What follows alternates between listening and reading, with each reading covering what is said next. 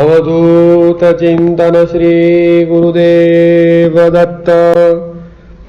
करारविंदे न पदारविंदम, मुखारविंदे विनिवेशयन्तम्।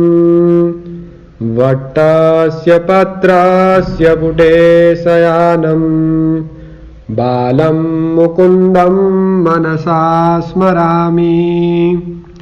श्रीकृष्ण गोविंद हरे मुरारे, हे नाथ नारायण वासुदेव।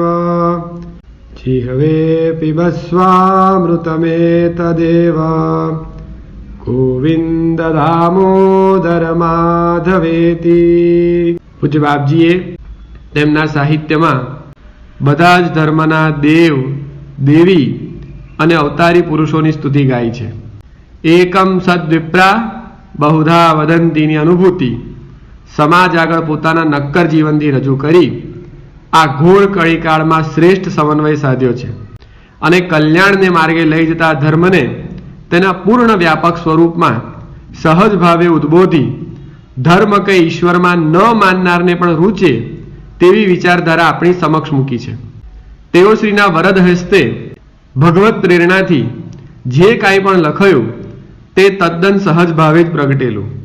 દરેક કૃતિ પાછળ નાનો મોટો કંઈક ઇતિહાસ ચોક્કસ રહેલો છે।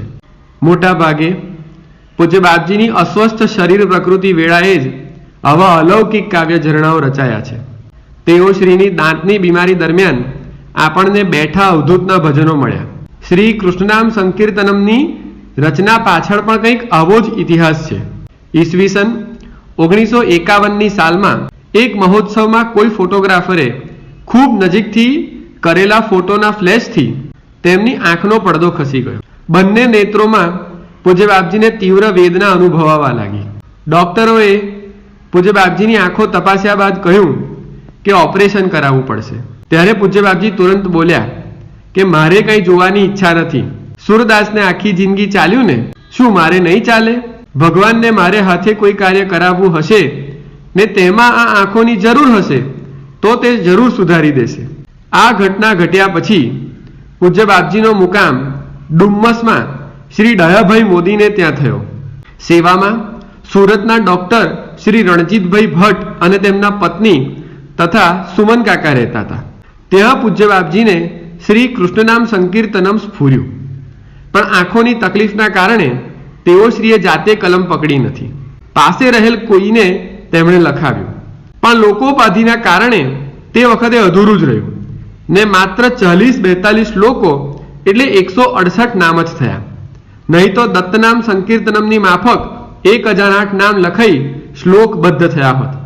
પણ પરમાત્માની ઈચ્છા મુજબ આપણને આવું અદ્ભુત ભાવવાહી શ્રી કૃષ્ણનામ સંકીર્તન પ્રાપ્ત થયું તે સમસ્ત ભક્તજનોનું અહોભાગ્ય કહેવાય। ભગવાન શ્રી કૃષ્ણચંદ્રએ કરેલી તમામ દિવ્ય લીલાઓનો ગુણાનુવાદ પૂજ્ય બાપજીએ શ્રી કૃષ્ણનામ સંકીર્તનમમાં ગાયો છે।